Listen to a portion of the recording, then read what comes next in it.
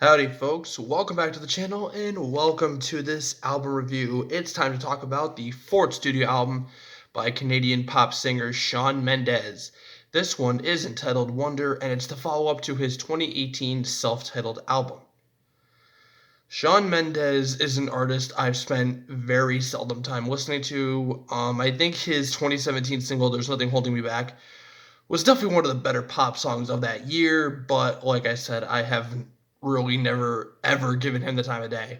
But here we are with this new album, and what do we have? Well, to summate, we have a mishmash of a couple of standout tracks and a lot of duds, all of which are trying to hone in on a sort of common motif of like a sort of like sensitive and overly romantic Justin Bieber changes level of cuteness, which for the most part does not work.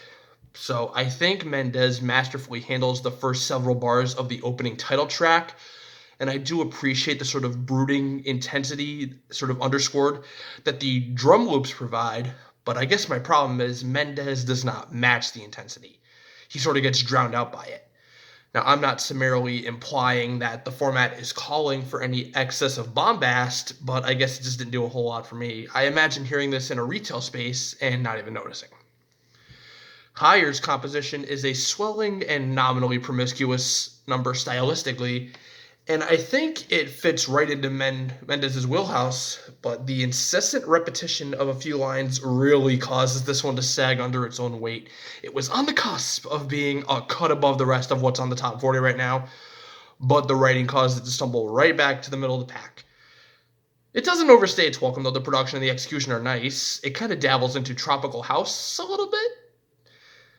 I think that corridor of pop music is due for mainstream resurgence, but that's just me. Then we get to 24 Hours. Now, this is a song Shawn Mendes does really well.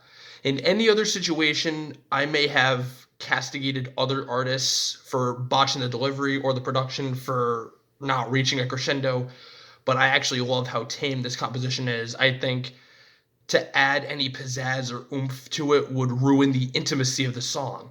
Painting a tale of a love and fast forward, Mendes glides in on graceful keys and vibrant imagery.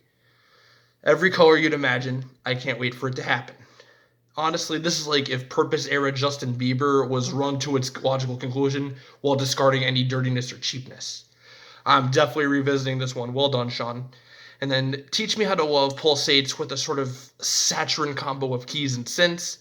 And lyrically, it's another serving of pretty white boy trying to be sensitive. But Mendes' tonality and unique presentation do manage to sell it at least better than most other male vocalists. It's a treasure trove that was looted a long time ago, but I'll take stale over gross any day. Wish I could say the same for Song for No One, however. As soon as I heard those acoustic guitar plucks, I was like, fun's over, time to live up to the stereotypes. But then Shawn really capitalized on this one by failing to stay on the same melody for so much as a single verse. Yikes. His delivery solicits a sort of jaded feeling of disconnect. This one is actually kind of depressing. And the song's bridge randomly changes gears, and Mendes' voice finally comes back to life. But it's too late. We settled into this quiet, apathetic state, and now all of a sudden he's trying to overly emote again, and it just doesn't bode well with me. Then we get to Monster with Justin Bieber. Well, folks, we made it to the final round of So You Think You Can Sing Like Chris Brown? And these are the final two contestants. Winner gets a chance to not be a piece of shit like Chris Brown. Honestly, this is standard radio fare. It's innocuous enough, and in my experience, it hasn't been that overplayed, so I can appreciate it for what it is. But if we're doing apples to apples, though, Bieber definitely edges out Shawn Mendes. Bieber's voice is specifically built for every mid-tempo R&B stanza known to man. So I can't recommend you one way or another. No fans will be won or lost here.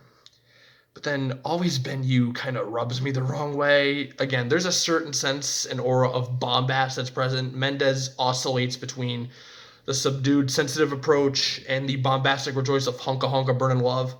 I got bad news for you, Shawn. You're no Elvis. Your shtick worked a few songs back, but it's not your identity. You're no sex symbol. I would know. I don't know. I guess I'm just not buying what he's selling. It certainly doesn't qualify as a personality either.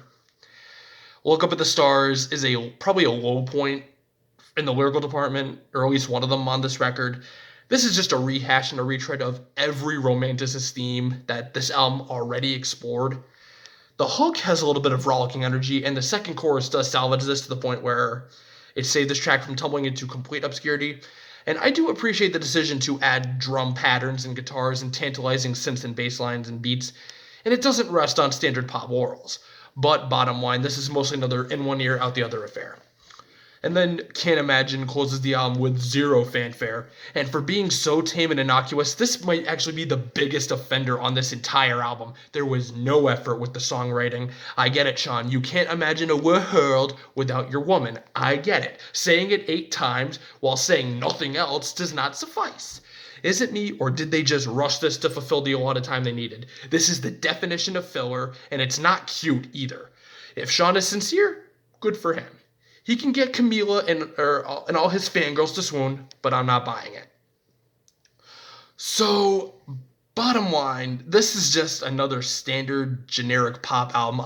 This is the kind of music I refer to as $11.88 Walmart core. You can shuffle over to the ever-dwindling music section of Walmart, be greeted by 50 copies of Folklore Gathering Dust, and then you'll find about 5 copies of this album sitting there as well. If you're privy to this safe,